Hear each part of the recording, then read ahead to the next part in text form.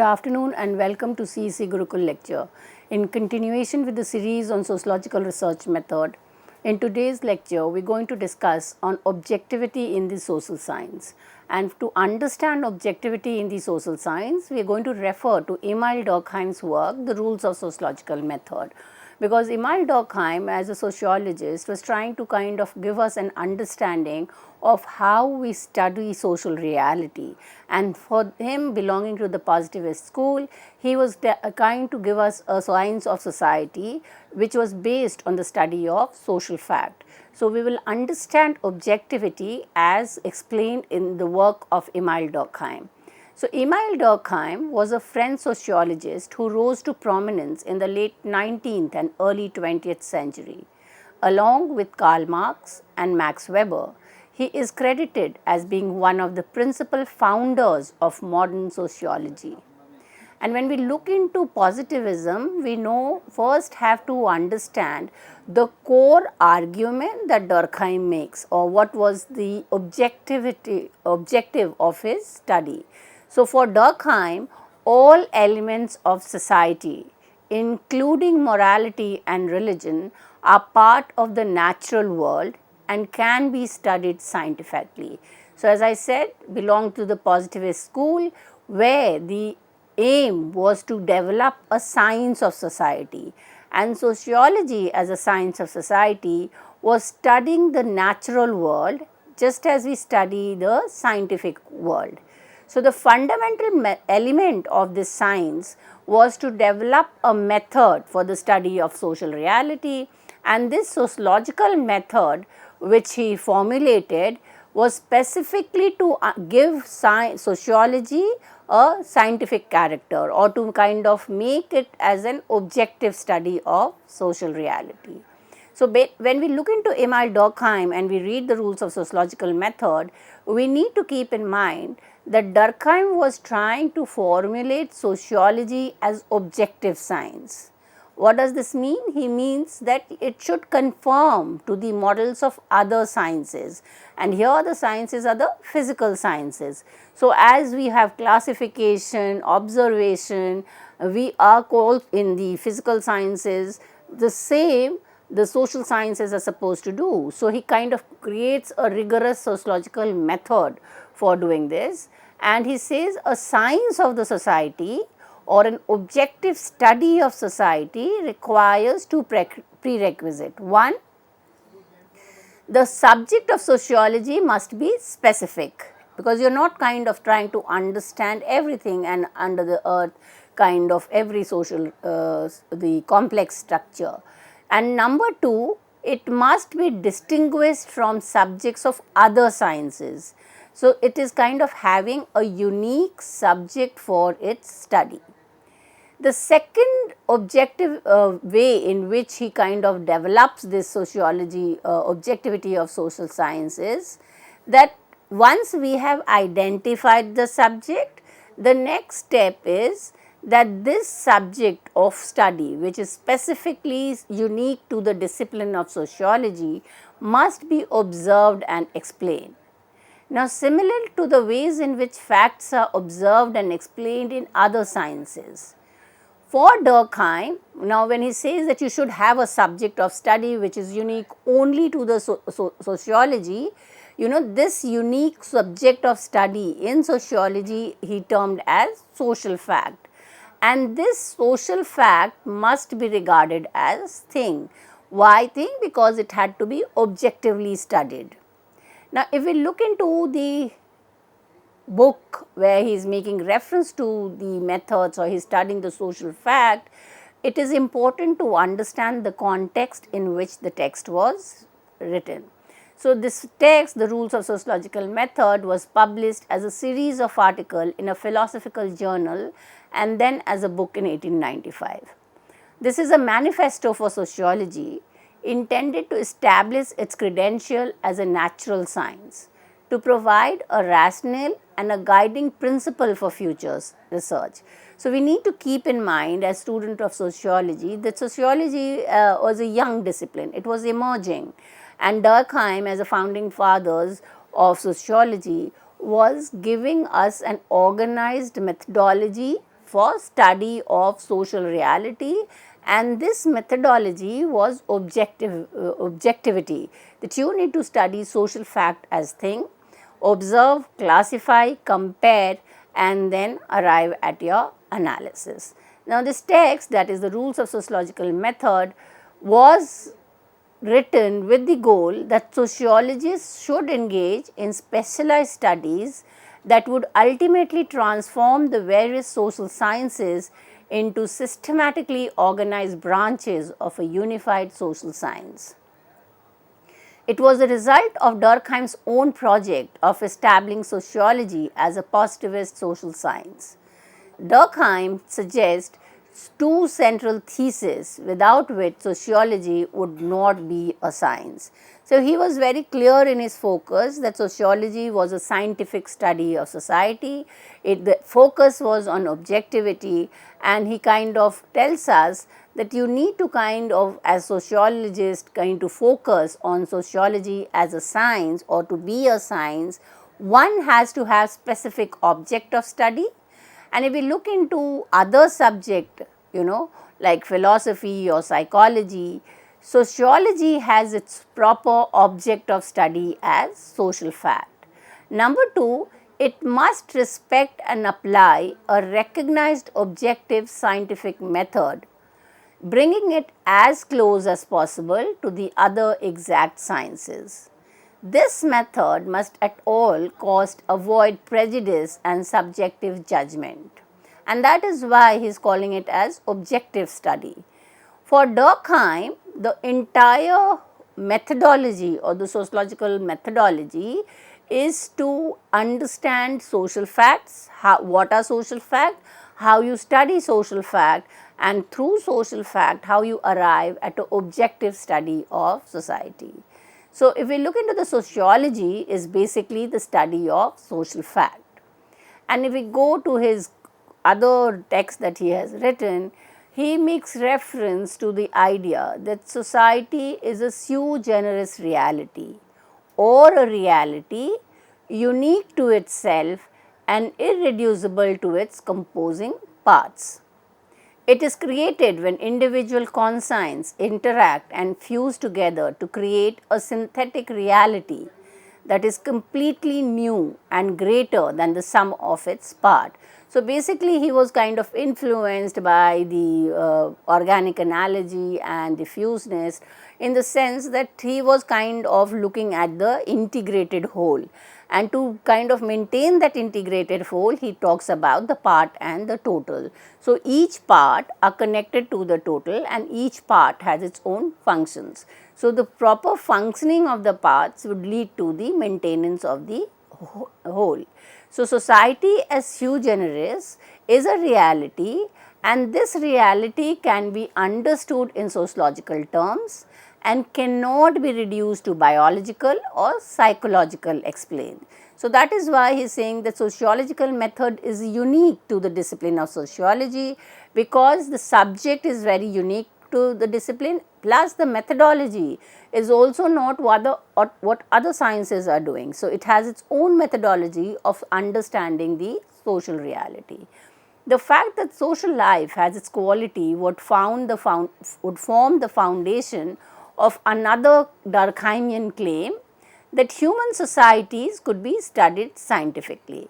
So, now the first thing that if he tries to tell that you have a unique subject, that is the social fact, you study it scientifically. Therefore, if sociologists could study social fact or things as same as the sciences are doing it, then it would come to an understanding that sociology is a science of society. Now, let us try to understand Durkheim's concept of social fact. The foundational claim for Durkheim's sociology and what is to make up the subject matter for sociology is the existence of what Durkheim calls social facts. And now, if we look into the definition that he gives in the rules, that is the rules of sociological method, he defines social fact as a category of fact which presents very social special characteristic. They consist of manners of acting, thinking, feeling external to the individual, which are invested with a coercive power by virtue of which they exercise control over them. So, if we carefully read at this definition, the definition is defining what a social fact in terms of its attributes. So, social facts have an objective reality that sociologists can study in a way similar to how other scientists such as physicists study the physical world. An important corollary to the above definition is that social facts are also internal to individual, and it is only through individual that social facts are able to exist. In this sense, externality means interior to individuals other than the individual subject. This leads to the seemingly paradoxical statement that social facts are both external and internal to the individual, a claim that has frequently been misunderstood and left Durkheim's work open to criticism. Then when he tried to kind of understand social fact, and we again kind of go back to the whole idea that the core argument or the core thesis of Durkheim was to look at society as a collective and or to look at society as sui generis, So, if you have to understand how social facts are created and operate, it must be understood for Durkheim, a society is not merely a group of individuals living in one particular geographical location. Rather, a society is an ensemble of ideas, beliefs and sentiments of all sorts that are realized through individual. It indicates a reality that is produced when individuals interact with one another, resulting in the fusion of individual conscience. This fusion of individual conscience is sui generis reality. What does this mean? This means that social fact, much as water is the product of the combination of hydrogen and oxygen. So, in sciences or chemistry we have H2O, and we know that H is hydrogen, O is oxygen, and when we combine the molecules of hydrogen and oxygen, it gives you the compound of H2O. So, here also it is kind of two different elements combining to form a distinct a property with a distinct idea. So, then you cannot reduce it to the component parts and unable to be understood by any means other than those proper to it. So, you cannot understand H2O by just understanding the features of hydrogen or just understanding oxygen. So, that is what he is saying, that individuals are part that forms the collective whole. Now, this collective whole has to be understood in terms of the features of the whole itself and not by looking into what the individual features are. So, in other words, what he tries to talk about or what he is trying to articulate is that when he says society is sui generis, he says that society is greater than the sum of its parts. Now, the parts are the individual members of the society. It is greater than the sum of the parts. It supersedes in complexity, depth and richness the existence of any one particular individual. Now, this psychic reality is sometime, although especially in Division of Labour, another text written by Durkheim, referred by Durkheim with the term conscience collective, or collective consciousness. So, we have understood what he means by social fact. Now, let us try to understand what are the characteristics or what are the attributes of social fact, that is, how do we understand what is a social fact. Number one, as we already discussed, is the external nature. Social facts exist outside individual consciousness and exert control over individual even when not overtly felt. So, social fact according to Durkheim exist outside individual conscience. Their existence is external to the individual. For example, domestic or civic or contractual obligations are defined externally to the individual in laws and custom. Religious beliefs and practices exist outside and prior to the individual. The second characteristic of social fact is they have a coercive power.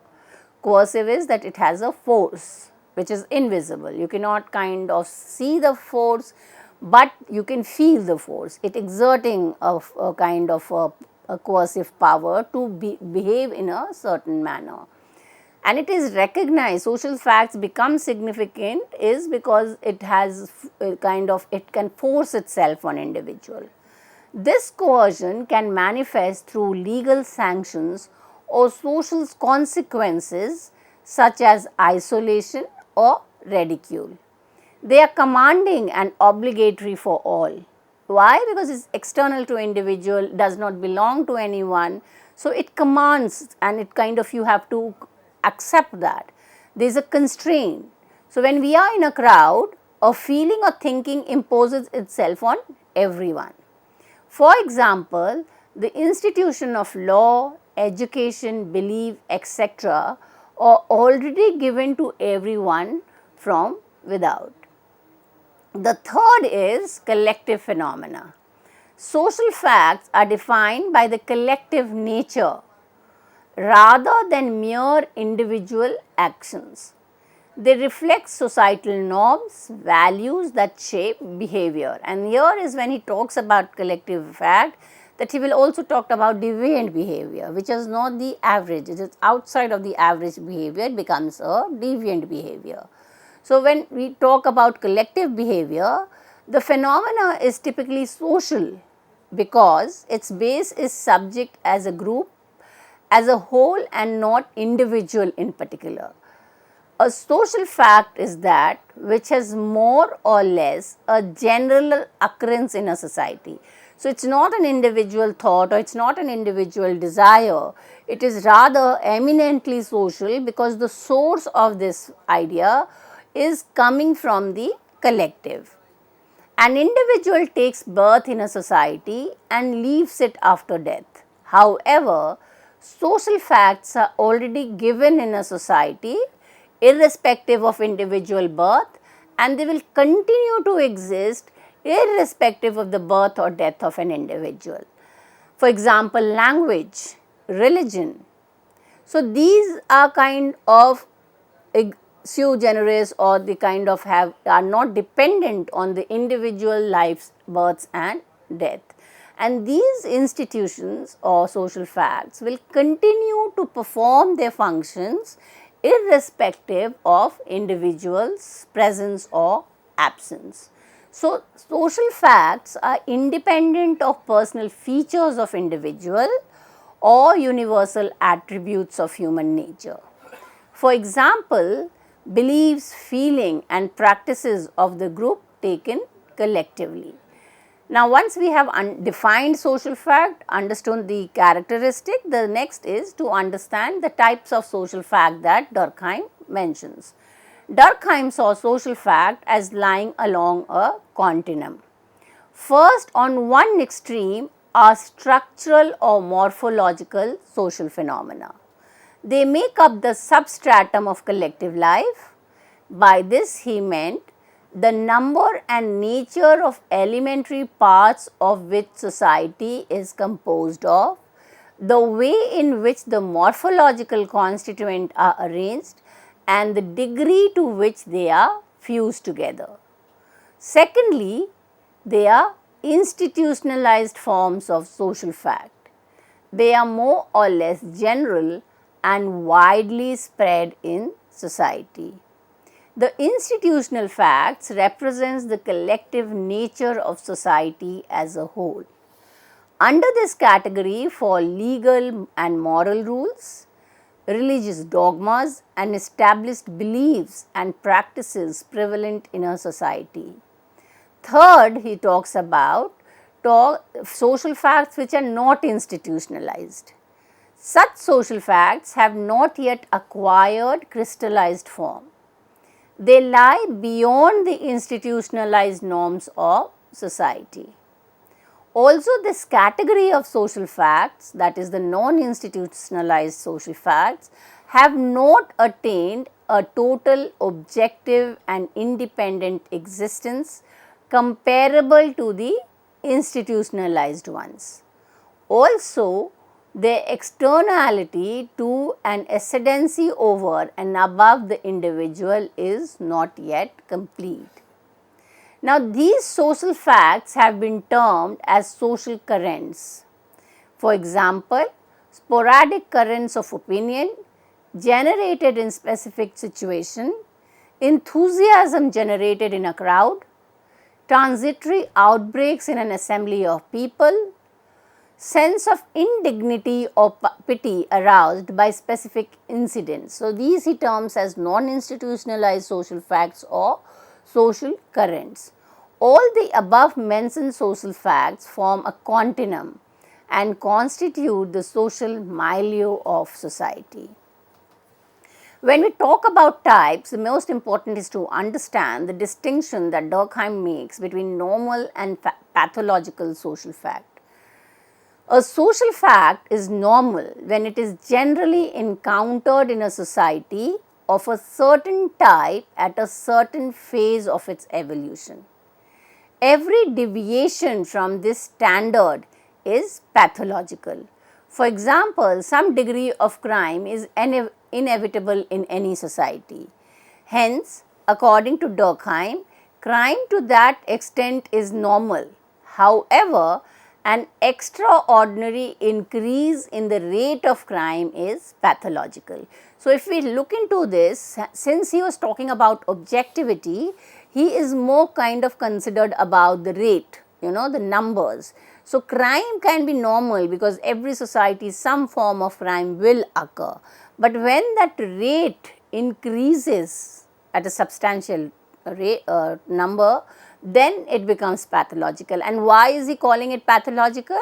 Because if the rate of crime increases, it will affect the social integration of society, and that is why it becomes pathological.